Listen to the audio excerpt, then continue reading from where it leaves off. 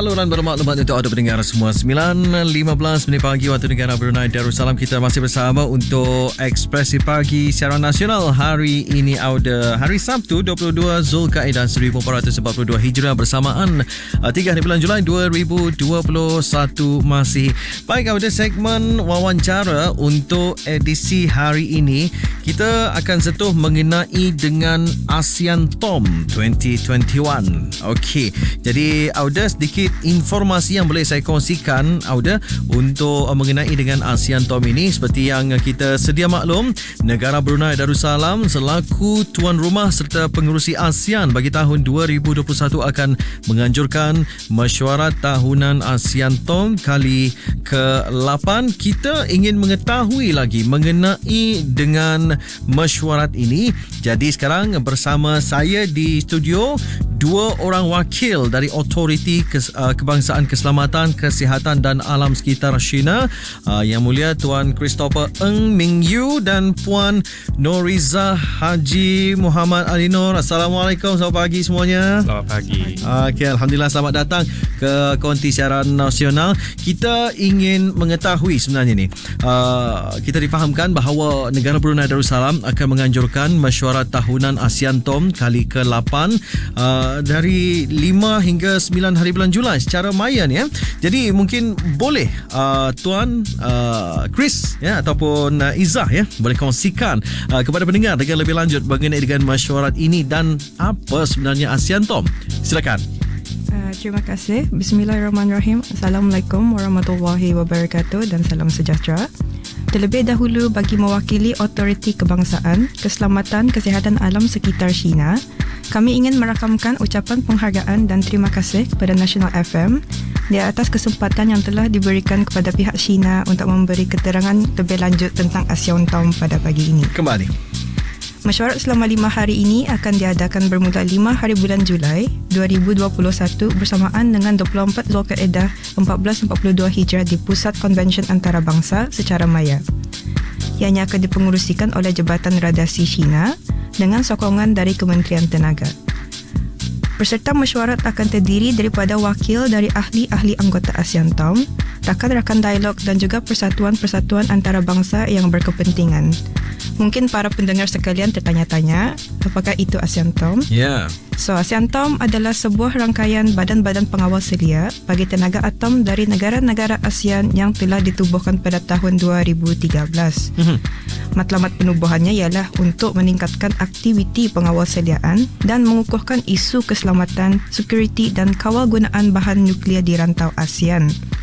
Melalui mesyuarat tahunannya, ianya akan dapat menjalankan peranan sebagai landasan untuk berkongsi pengetahuan dan pengalaman antara pakar-pakar dan badan-badan pengawal seliaan nuklear dan radiasi, serta memberi ruang dan peluang bagi membincangkan pendekatan ke arah meningkatkan keupayaan di negara rantau ASEAN dalam bidang-bidang tersebut. Baik, ini sudah kali ke-8 mesyuarat ini diadakan. Apa sebenarnya, ya, topik-topik yang akan dibincangkan pada mesyuarat ini nanti? Terima kasih Nakiuddin Chris, untuk penerangan semua.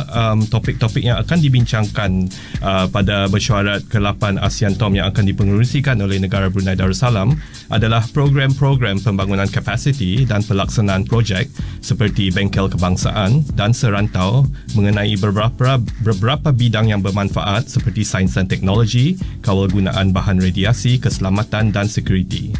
Tujuan bengkel-bengkel tersebut adalah untuk meningkatkan keupayaan negara-negara anggota ASEAN untuk meningkatkan pengawal seliaan aktiviti-aktiviti radiasi di negara masing-masing.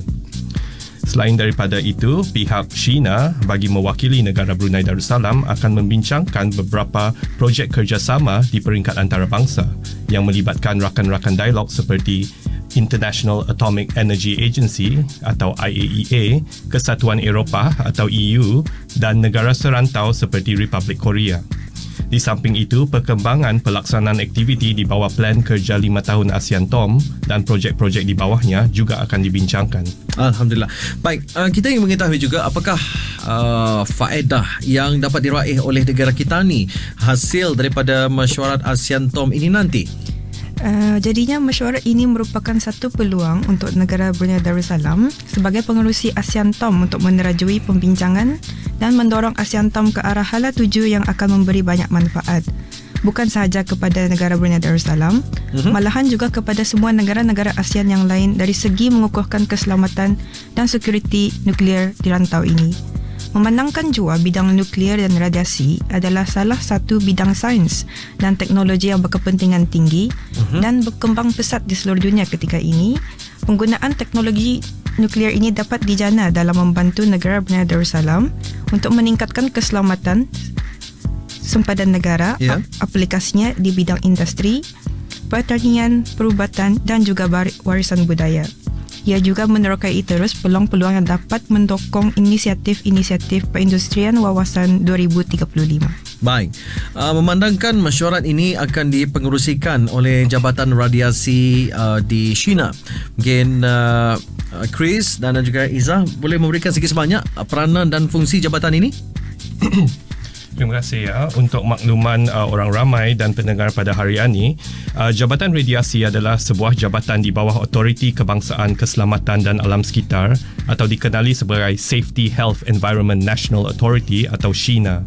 SHENA adalah satu badan berkanun yang ditubuhkan setelah diperkenankan oleh Kebawaduli Yang Maha Mulia Paduka Seri Baginda Sultan dan Yang di-Pertuan Negara Brunei Darussalam pada 6 hari bulan Oktober 2018 melalui Perintah Otoriti Kebangsaan Keselamatan dan Kesihatan dan Alam Sekitar 2018. Di antara undang-undang yang di bawah bidang kuasa SHENA adalah Perintah Perlindungan Radiasi 2018 atau Radiation Protection Order 2018.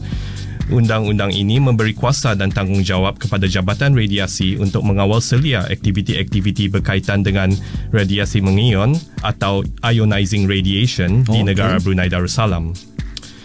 Di antara peranan dan fungsi Jabatan Radiasi termasuk memberi bimbingan dan nasihat mengenai isu-isu berkaitan dengan radiasi mengion dan mewakili negara Brunei Darussalam dalam mesyuarat antarabangsa dan pembincangan dan perundingan konvensyen dan perjanjian antarabangsa berkaitan dengan bahan radiasi atau tenaga atom.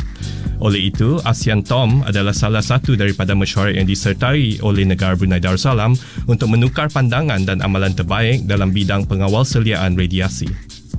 Baik, inilah istilahnya sehari sepatah kata sehingga kan ada yang perkataan yang baru juga kita dengar, radiasi mengion ataupun ionize agaknya dalam bahasa Inggeris ya. Saya kurang pasti tadi. Jadi pastinya pendengar pun ada yang tertanya-tanya ni sebenarnya apa sebenarnya radiasi mengion ni Untuk maklumat orang ramai, radiasi mengion kadang-kadang disalahfaham sebagai radiasi yang dikaitkan dengan telefon bimbit dan juga televisyen. Okey. Sebenarnya radiasi mengion adalah sejenis radiasi yang mampu memberikan kesan buruk pada kesihatan tubuh badan jika terlebih dedahan. Contoh radiasi mengion adalah seperti pengimbas X-ray di lapangan terbang, hospital dan juga bahan radioaktif yang digunakan oleh industri minyak dan gas untuk memastikan yang aset-aset tertentu adalah dalam keadaan yang baik. Jadi bagaimana pula dengan pihak Jabatan Radiasi untuk memastikan bahawa aktiviti-aktiviti radiasi di negara Brunei Darussalam adalah terkawal menurut Perintah Perlindungan Radiasi 2018? Seperti yang diterangkan tadi, Perintah Perlindungan Radiasi 2018 telah diperkenankan oleh Kebawaduli Yang Maha Mulia Paduka Seri Baginda Sultan dan Yang di-Pertuan Negara Brunei Darussalam pada 8 hari bulan Disember 2018. Perintah ini mengandungi peruntukan untuk pengawalan, kemasukan, pengeluaran, penjualan, pengangkutan dan penyimpanan bahan radioaktif dan alat-alat terkawal. Ianya juga memberi kuasa kepada pegawai radiasi di China untuk menguatkuasakan pelaksanaan perintah ini. Perintah ini menekankan bahawa mana-mana syarikat atau individu yang berurusan dengan bahan radioaktif atau alat-alat terkawal mesti mendapati lesen daripada Jabatan Radiasi di China. Sekiranya sebuah syarikat sebagai misalan ingin membawa masuk mesin pengimbas X-ray, mesti terlebih dahulu menghadapkan permohonan kepada Jabatan Radiasi China untuk diluluskan sebelum aktiviti tersebut boleh dimulakan. Sekiranya aktiviti-aktiviti berkaitan dengan bahan radioaktif atau alat-alat terkawal digunakan tanpa lesen, ianya merupakan satu kesalahan besar di bawah Perintah Perlindungan Radiasi 2018. Di bawah perintah ini, mana individu-individu atau syarikat-syarikat yang didapati melanggar undang-undang boleh disabitkan denda di mahkamah antara 100,000 atau 10 juta ringgit Brunei, dan untuk individu boleh dikenakan penjara di antara 1 hingga 5 tahun. Oleh itu, peranan Jabatan Radiasi adalah untuk memastikan bahawa aktiviti-aktiviti yang melibatkan radiasi mengion ini dilakukan dengan selamat untuk perlindungan pekerja, orang awam dan alam sekitar.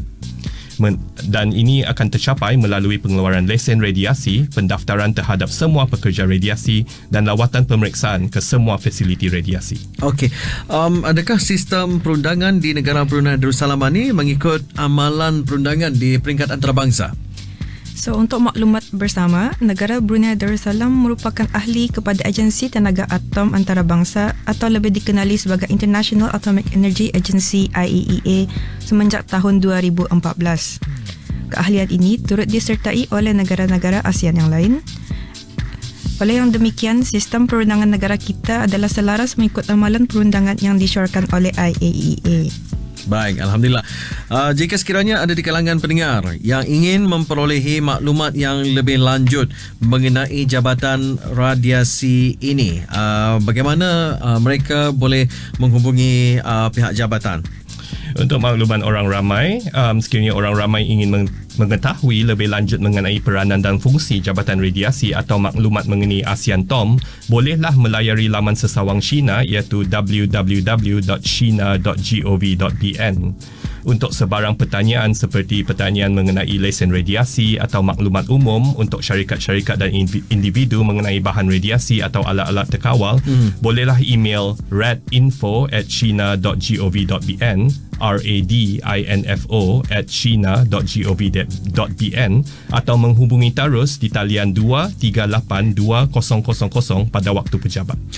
Tuan Christopher Ng Ming Yu dan Puan Noreza Haji Muhammad Ali Nor, saya ucapkan ribuan terima kasih kehadiran bus kita pada pagi ini untuk bersama bincang mengenai dengan ASEAN-TOM yang akan diadakan 5 hingga 9 hari bulan Julai ini. Terima kasih semuanya. Assalamualaikum. Selamat pagi semuanya. Waalaikumsalam. Alhamdulillah, sudah mendengar bersama telefon kita membuat pendekatan mengenai dengan ASEAN-TOM, yang mana untuk tahun ini negara Brunei Darussalam selaku tuan rumah serta pengurusi ASEAN bagi tahun 2021 akan menganjurkan mesyuarat tersebut untuk kali ke-8, yang mana akan dipengerusikan oleh Jabatan Radiasi di Autoriti Kebangsaan Keselamatan, Kesihatan dan Alam Sekitar iaitu China dengan sokongan dari Kementerian Tenaga. 9.28 pagi waktu negara Brunei Darussalam.